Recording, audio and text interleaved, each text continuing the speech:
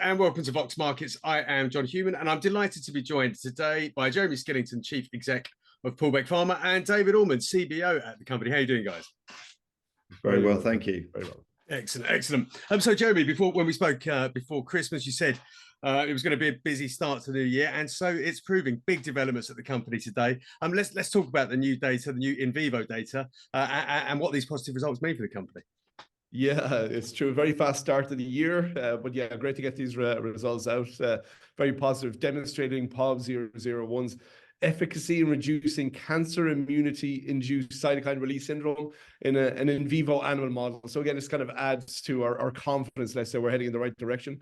So importantly, the reductions in the cytokine release syndrome was seen in all serum-related pro-inflammatory cytokines tested. So again, very positive data to come from that.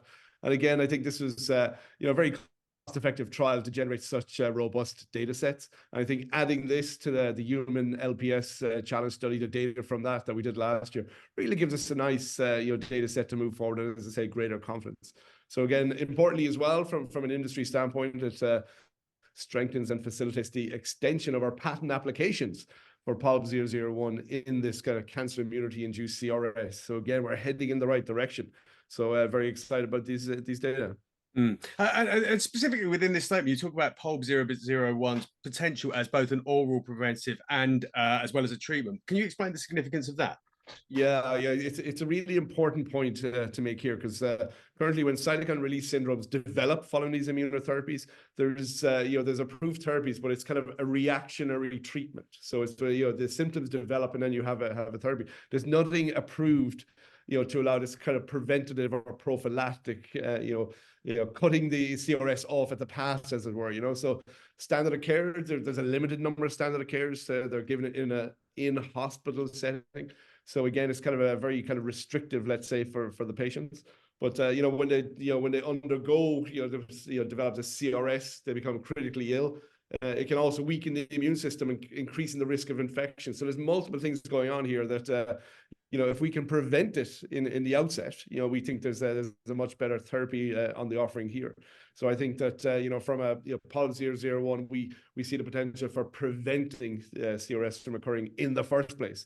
And of course, with that would kind of be significant benefits to to patients, to healthcare, et cetera. And I think we as I say, we're very excited about the potential to prevent, but also treat. So we're kind of, as I say, see great potential in both approaches. But the preventive or prophylactic is certainly something that's of interest to ourselves, to the industry, to the docs, and to the patients. Yeah, very, very encouraging indeed.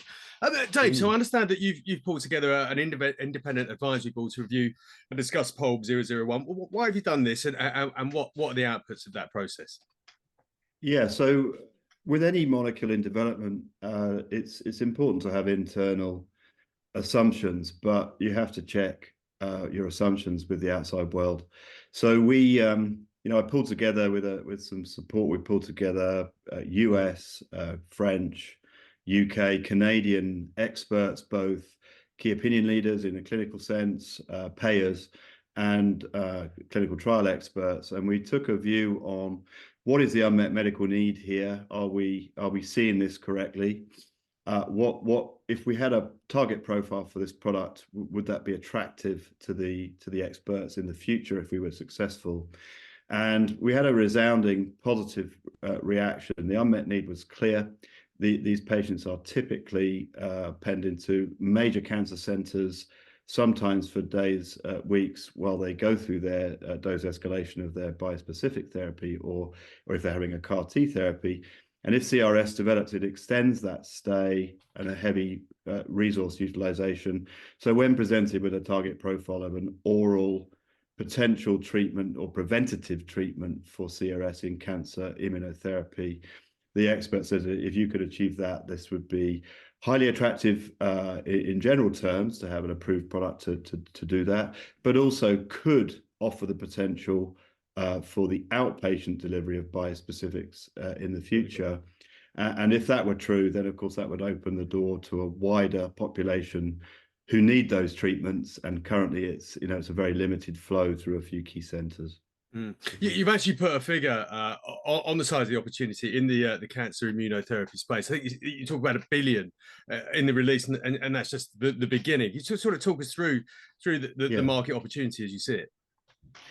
Yeah, so it depends what you read when you look at the growth of bispecific antibodies in the treatment of cancer, and you look at the growth of CAR T therapies in the future in cancer. They are the future of cancer care.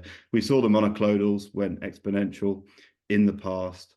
They're going to do the same. We see predictions of over 100 billion by 2032 as an estimate. You can read different figures. It's a huge growth area. And therefore, conservatively, actually, that if we were successful hitting the target profile for POLB 001 as a preventative therapy, it would do two things. One, it would potentially be routinely applied in enabling the delivery of the therapies as they stand, but it could also open up a broader population by getting patients out of hospital earlier and opening up the treatment setting, perhaps in an outpatient setting, if we were to hit the target profile.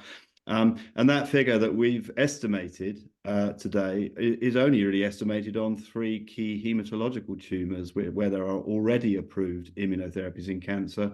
And you would know well that you know the experimentation and development of assets for immunotherapy in cancer goes way beyond those 3 tumors. It goes into solid tumors, it goes into broader immune inflammatory diseases. So we would say that's conservative in estimate, but a very, very substantive opportunity. Yeah. And it's some really fantastic news from Poolbeg to start the year. Thank you so much for talking to us. Thanks so much. Thank you.